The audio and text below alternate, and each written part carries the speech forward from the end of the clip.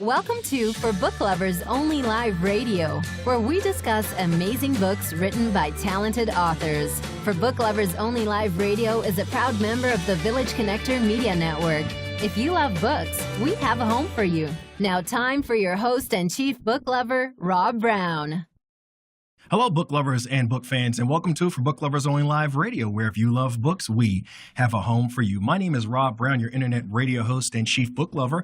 We are so excited that you have decided to join us today and hope that you are having a great 2018 so far.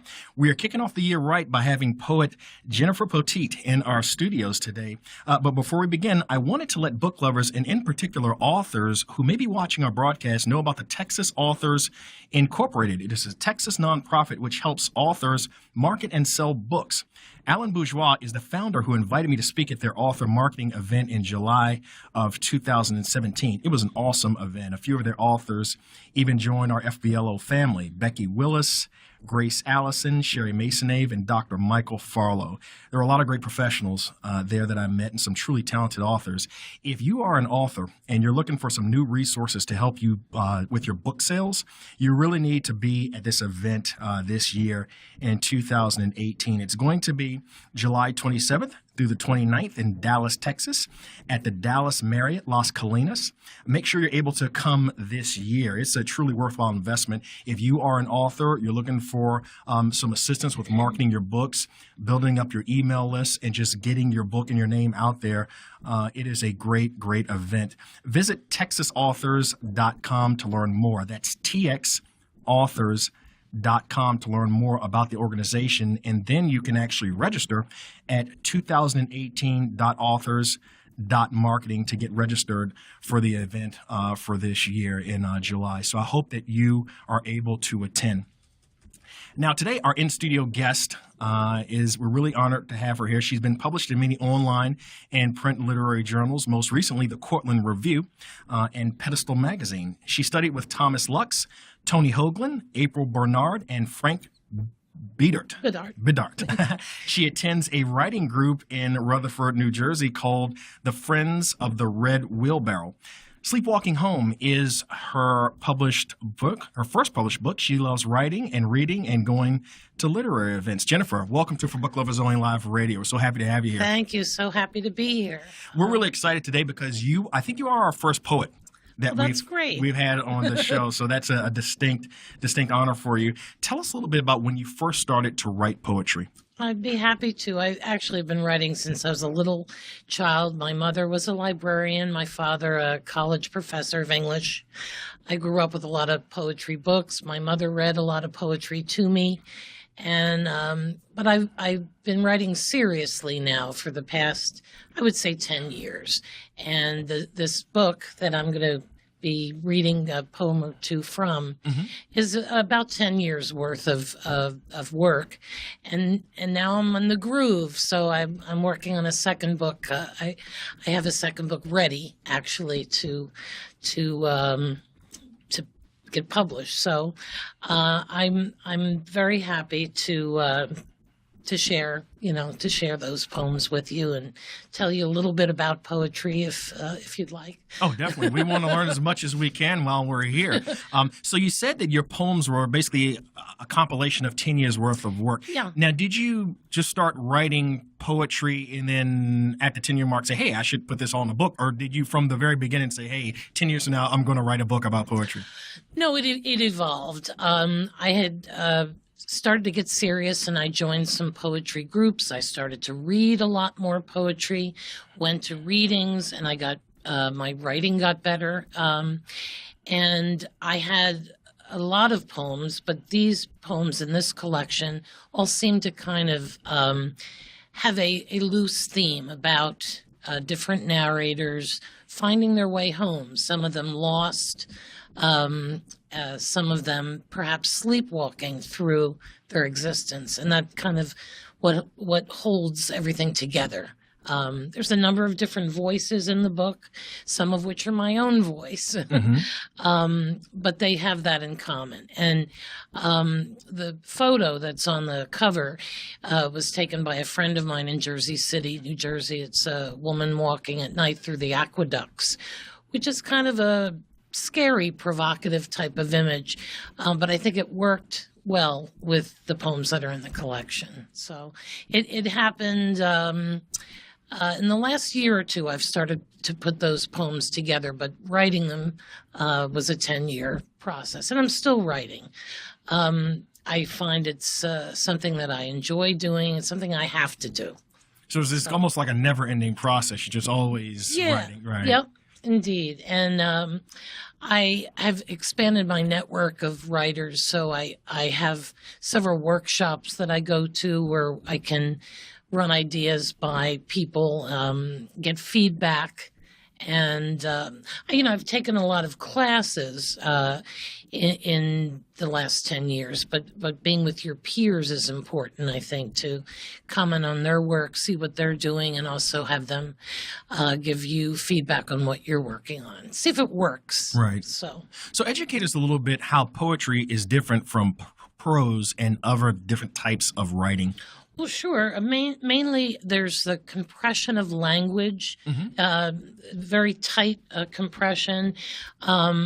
Usually, poetry is written in stanzas as opposed to a prose, which is not in that form, although there is such a genre as prose poetry. And that's kind of hard to define. But there are prose poems out there that are short. Prose poems. There's poetry pays attention to sounds, rhythm, meter.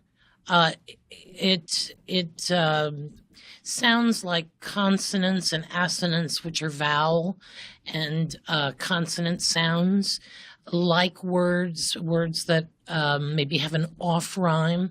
Poetry, a lot of people say, well, I only like poetry that rhymes. And that we do fall in love with poetry as children. We love nursery rhymes. We even like, rap songs that just have a good sound. But I think that poetry has a heightened sound to it. There are forms of poetry such as sonnets that follow particular rules, pantoums, which are repeating stanzas, and then there is a free verse, which is essentially no rules, but it still pays attention to all of those things we spoke about, language and the sounds of things, but it doesn't have to be in rhyme, and it doesn't have to be in particular stanza rules. And poetry is different than prose also because it has a meter, different meters to it, where prose just does not have that. A lot of prose is beautiful, but it's not poetry. I see. And Sleepwalking Home is a chap book, correct? Yes. Define for us what is a chap book. Many people ask that question, and it's a good question. And poets have chapbooks in all stages of their careers. A lot of people guess, well, she just has this chapbook because she's starting out, but it's not necessarily the case. They're very successful, well-regarded poets who do a small book. Generally, a book of poetry, a full book of poetry, is 80 to 90 pages, or a little longer or a little shorter. Generally, a chapbook is under 40 pages, and it's generally done what they call saddle stitched or stapled. It's done in a less, it's not perfect bound. It's just the style. And chapbooks come out from all different publishers, from mimeographed chapbooks to published by publisher chapbooks that will last forever. So it's just a condensed book. Usually the poems follow a very, a theme, like I mentioned in this book, what kind of holds it together. And so it's just a small book. That's all it means. At one time, it might have meant putting it in your chaps or something to to get it somewhere. But it's just just means a small collection. Okay. Well, can you read from that small collection today? Because we're really interested in hearing one of your poems. I would be happy to. I picked a poem to share with you that's called ekphrastic.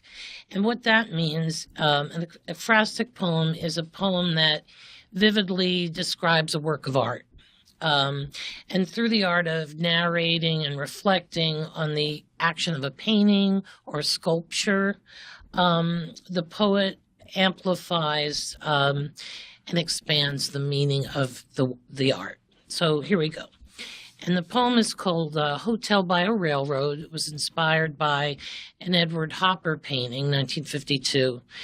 And briefly, it's a woman and man sitting in a railroad station hotel room, and they're not looking at each other. They're in slight undress. She's in a slip. He has his undershirt on, and he's looking out to the distance. So here's the poem. We never speak anymore except if necessary, and that is fine. Our easy silence passes the days. We are content. We are company. No need at this age to dress in shadow or undress as if either would make any difference. Neither of us could ever explain why we now are traveling and no one will ask.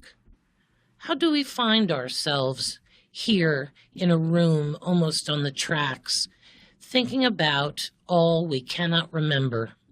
What if we were young? What if we had our wits about us?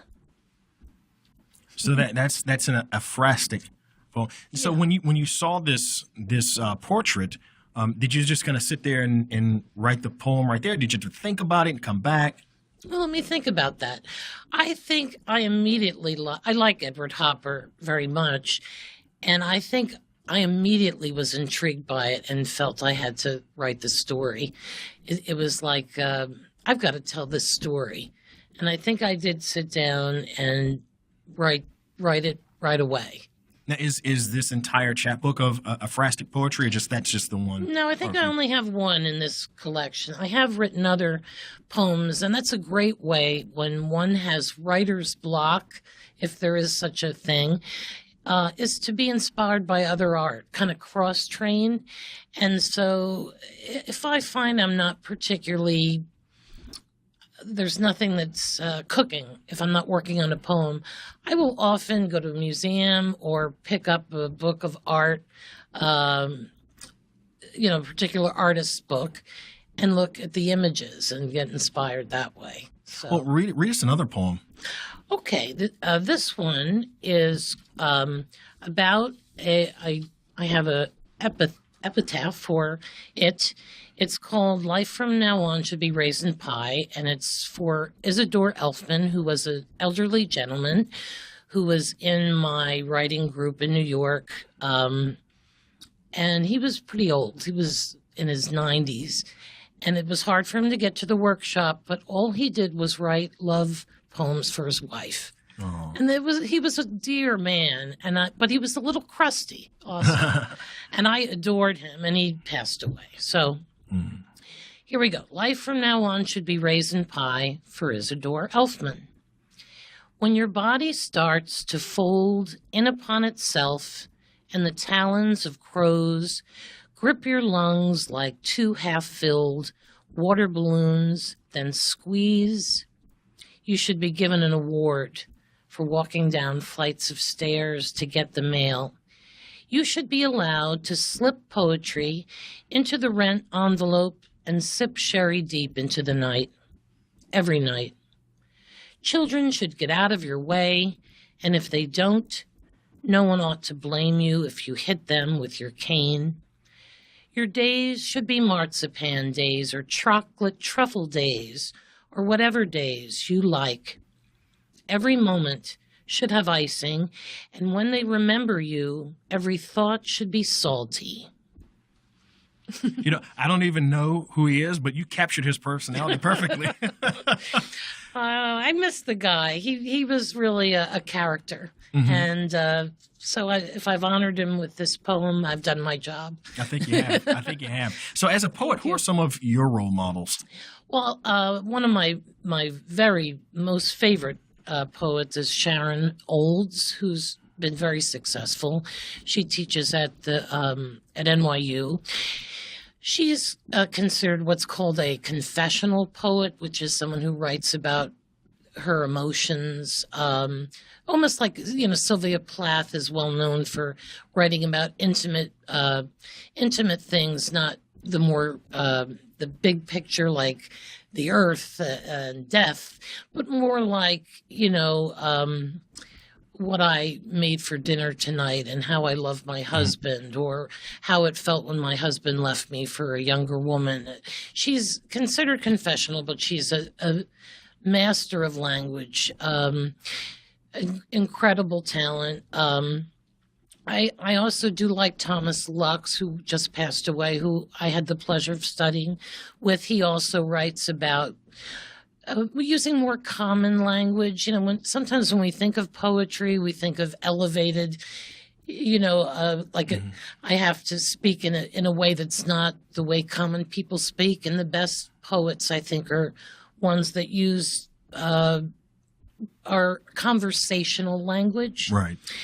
And I have a teacher and friend who's Diana Getch, who I've studied with also, and I really admire her writing too.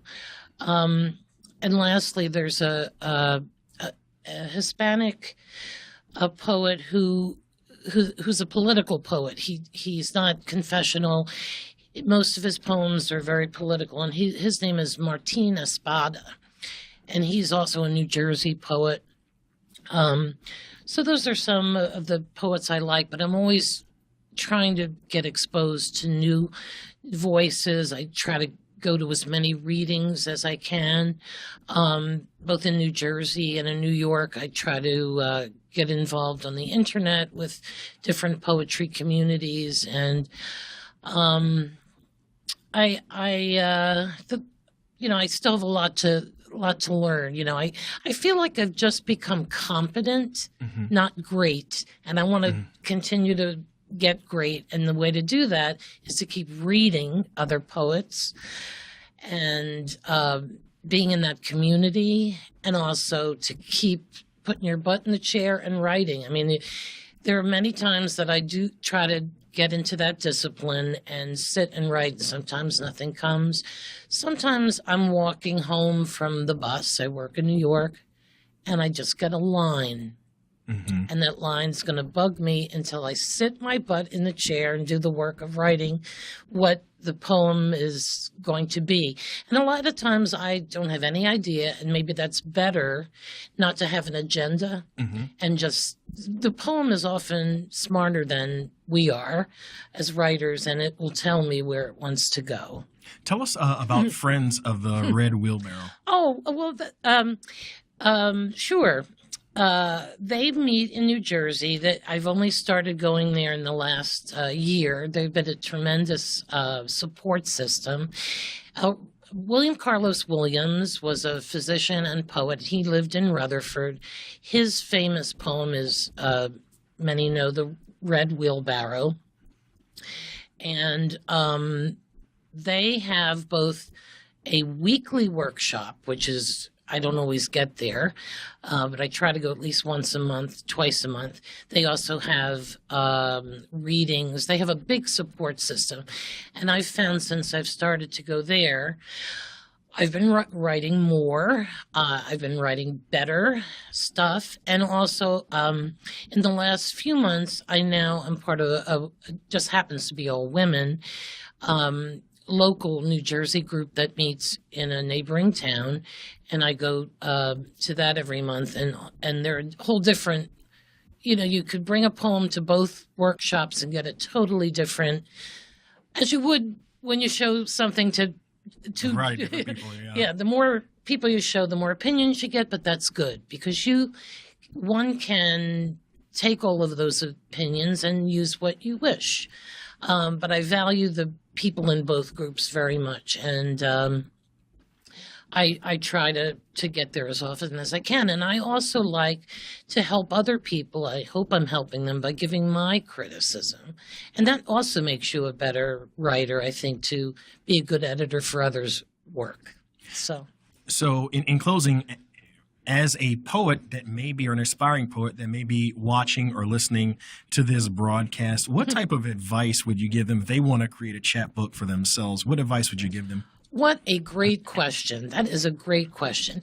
And I have, I think, an answer, and that is, before you even write, read other poets.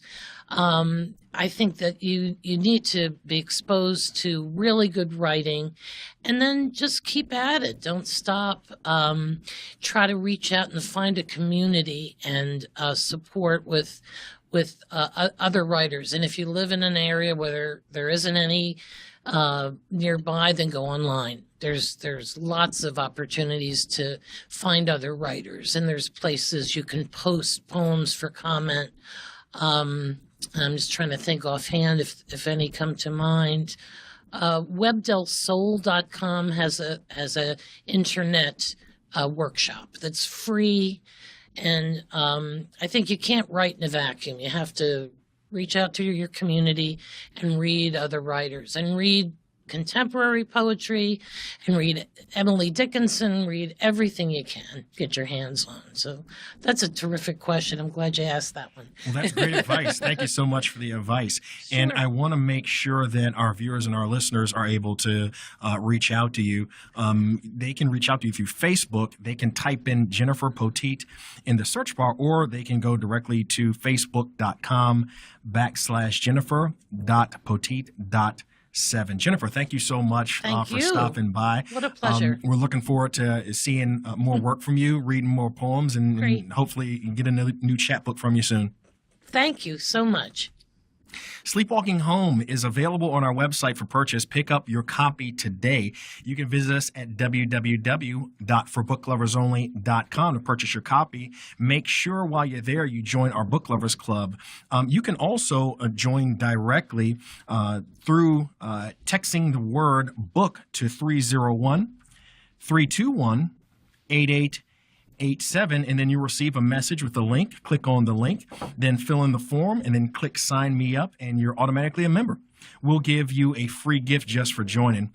We're going to be having contests for our members where you can win free books, coffee mugs, T-shirts, tote bags, gift cards to your favorite coffee shops, and much, much more. So we are looking forward to welcoming you to the For Book Lovers Only family. We're out of time, but thank you so much for stopping by, and be sure to stop by next time when we have another great author and some more amazing books. My name is Rob Brown, your internet radio host and chief book lover, and this is For Book Lovers Only Live Radio, where if you love books, we have a home for you. Take care. I'll see you next time.